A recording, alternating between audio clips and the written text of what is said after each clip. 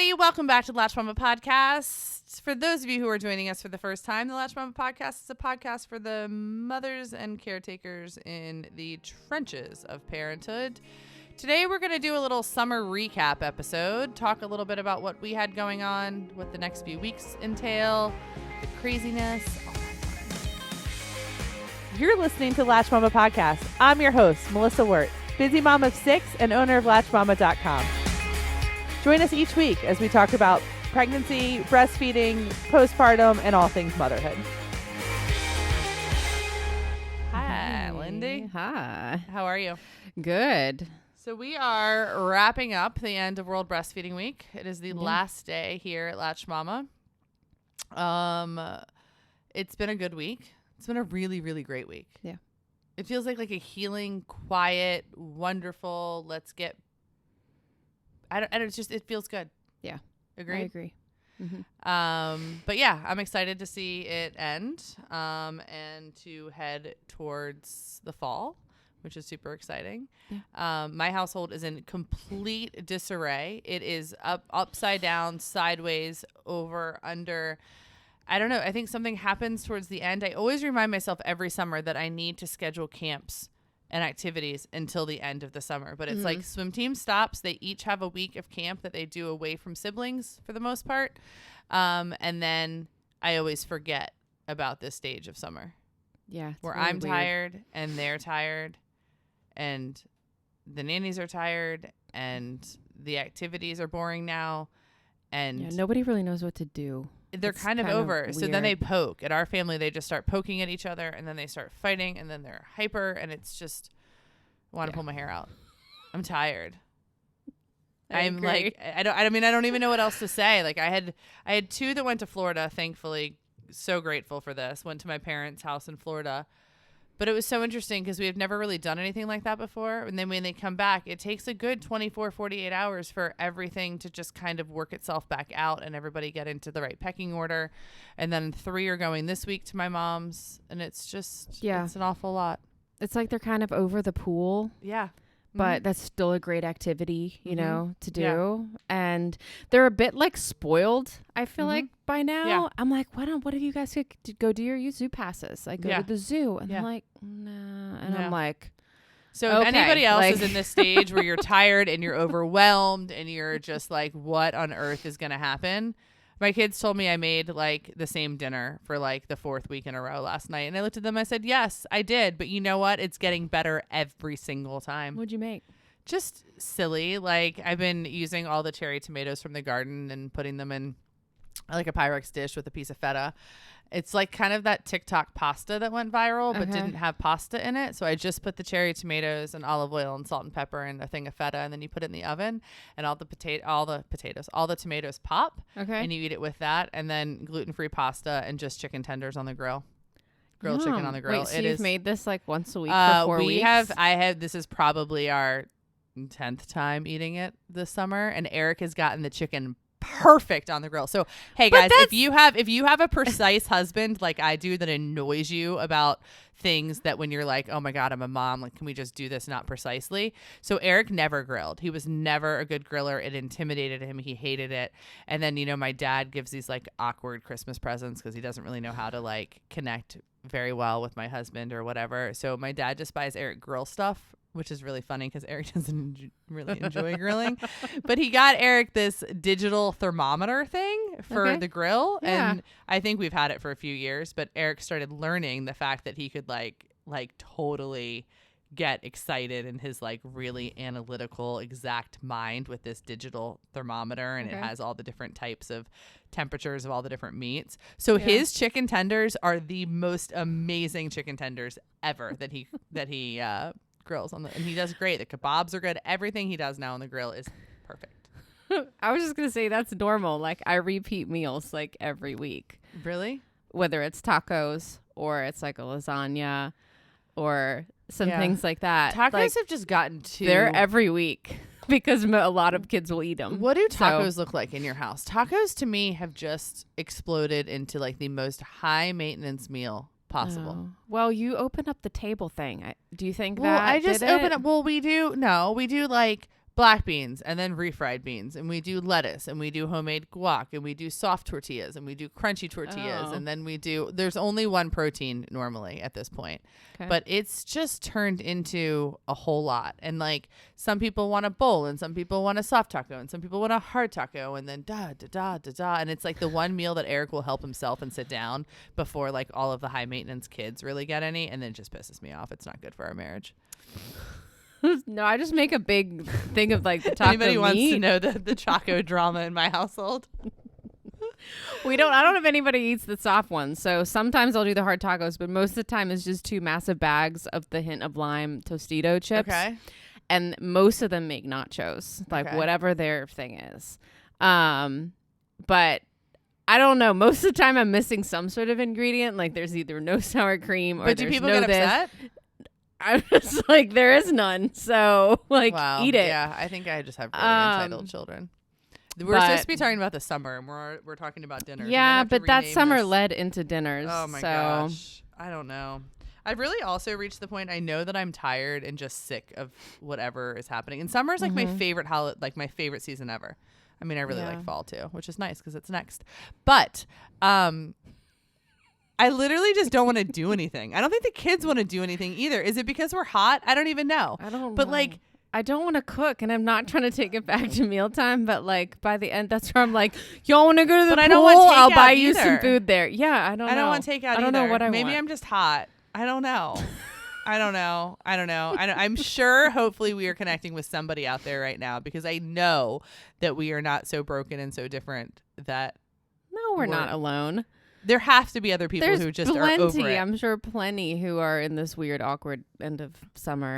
And I think that the kids know that change is coming. I think that they have this like weird like rickety knee that old people get when it rains, you know, where like they know that suddenly all of their schedule is changing and school's starting again. And when do they start? I don't know. I don't think that they stopped totally. They did independent work this summer. Okay. I don't know. I have 5 playing soccer again, which is literally like talk about feeling tired. I have no idea. I'm in complete denial of it. Okay. That's a lot. I don't know. We still haven't gone on vacation. We still have that. So we're talking about the end of summer. But your vacation's in September. I still have 2 weeks at the beach. So you're going to start school and then go back to beach. Yeah, absolutely. Yeah, no, we're going to start. I mean, they're homeschooled. Like a dryer. It just it's going to be terrible. I might as well literally. No, it's going to be great. Start drinking and eating all the chocolate now, and then just like literally, you know, they say when you have your first baby, oh, get them on a schedule, da da da da da. And I didn't really realize how important that schedule was until you do something like go on vacation or end the summer and just get lazy and let your kids not be on a schedule. Even old kids, even like 11-year-old. Yeah. He doesn't know what he's doing right now. He's floating through life and just I don't know. But that's a perk with homeschooling. You can go vacation. Yeah, it'll nobody be really, else is there. It'll be really nice it'll to go be great. in September because nobody else will be there. But it's also September, and I would like to get things back on a schedule. What do you have going on? So you have one playing a high school sport all the way down to what grade are the girls in? They're going to be second graders. Wow. Yeah, I was actually telling my husband the other night, I'm like, talk about like activities that are a lot. Yeah. A high school sport, like for 3 months, it's like 5 days a week. Thankfully, some of his other buddies made the team as well. So there's like a little carpool kind that we can set up, because I'm like, I can't do your rides every day. It's a lot. But he's excited and it gets him out of the house and, you know, out of his room and just out of his solitary kind of confinement that he puts himself in. So I'm excited for him to get out and Are you do ready something for every school? day. Like school supplies bought? Those are a thing still? Yeah. No, it was like a month ago. I was like up late one night and I was like, oh yeah, school's coming at some point. So I just like binge shopped on Walmart with no lists in front of me. So I'm like, I know you need pencils. I know you need glue sticks. I know you need like regulars. But so you're just winging there's literally just bags in the office right now. And I probably need to figure out. Because sometimes they get specific. Like they need a red three subject notebook, like binder thing. And anything that went really, really well this summer? What are your summertime wins? I don't know. I don't think I adjusted very well this summer. Yeah, no, I think something was. I never settled into summer this year. There was never there was never a thing. My kids hardly made it to swim practice, except my littles. That was like their morning activity. Yeah. But the rest of them, like Nellie hardly made it. I mean, Gabe hardly made it, but he was swimming. So that felt weird. Like we made it to the meets, but like we didn't really feel super involved. I don't know. It was kind of awkward. Maybe it's like a global warming thing. Maybe it's just so warm outside. I don't really know. I don't know. But I literally feel like I blinked and I was like trying to get my feet under me. And it was like the first week of summer. And I was like, oh my gosh, this is so hard. And we all said to ourselves around here, like, hey, it's the first week of summer. It's fine. Yeah. We'll figure it out. I don't think I ever figured it out. And now it's ending, which is good because now I'll have to figure something else out, but not until after vacation and like a month. Yeah.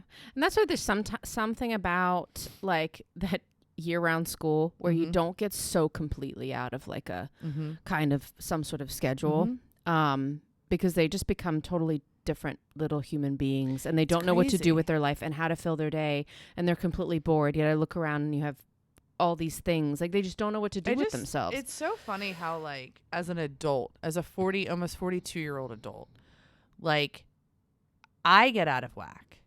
I can't imagine what it's like for a kid to all of a sudden be like, hey, here's your free day to do anything. And then they get really excited about that. I'm sure they do some stuff. They get bored. And then you're like, hey, here's 8 hours of very, very scheduled time. You get to leave and then you get to come home and then you can play. Like, it's fascinating to me, like what their little minds have to adapt to and how, I don't know, malleable they are, I guess. Yeah. Anything you're looking forward to this fall? No, just once again watching my kids. Like I like watching what they really love to do. Nora went to camp this week. Wow. And I was a little worried with her neck, but it's healing like really nicely. That's awesome. Like all the glues kind of come off. It's closed. So I'm like, put a Band-Aid on, but she was just over the moon. Like to be able to get back to like what makes her happy. And it's probably so nice as a family to have surgery behind you and all that stuff. But she's been at home like sculpting this like hobby horse out of foam. So it's like this massive like helped her draw this horse head and she's gonna put a stick on it. Like that's amazing. Did I sent you the hobby horse video? Did you guys know that hobby horsing was a thing? She watches all Did you know stuff. that? Yeah. Before I sent it to crazy. you. I had no idea. It around all right, the guys, house. if you want your mind blown, if you do not know about this, there's competitive hobby horsing. You need to go look it up. It will make you laugh out loud. Like, not because it's ridiculous, but because there are people who just like that is how they find happiness. On a hobby horse, and they're probably jumping almost over 6-foot poles. It's like amazing, like plyometric activity, but some of it's a little like prancer-sizing. But did you say prancer-sizing? Yes, remember that video? Yes. I still love it. So some of it makes you question, but then some of them like, wait, how does she get her legs and feet up over that bar? It's really, really fascinating. So if you guys have not... If you take away one thing and you're still listening to this podcast, please go on YouTube Shorts or somewhere or TikTok and look up hobby horse competitions because it is fascinating to me. Yeah. So I think she does it around the house. So now she's like wanting to Does she do it for real? Like, does she like do like the dressage stuff around the house? No, not really. They just put like ottomans and things like that and like leap over them. Like their horse. So this is actually happening at your household? Yes. Oh my God. I don't like the sticks because someone's going to get hurt. But wow. Does everybody have a hobby horse? No. Are you going to get people a hobby? I bet that there's like expensive hobby horses out there. They're very expensive. I need to go look this up. It's fascinating to me. They need to do like a Best in Show movie, but about hobby horsing. Have you seen the dog Best in Show? No. Oh, all right. Another takeaway, guys. If you guys want to go watch an old good movie, Best in Show is a good one. Anyways, I like watching her be able to get back to what she likes to do. So what about you? Soccer? I don't know. I'm ready. Oh God. No. I don't know. I love Fall at the Farm. Fall at the Farm is like, it's when we moved in. It's just like, it brings me so much joy. Winter at the Farm is terrible. So I know one leads to the other, but Fall at the Farm is great.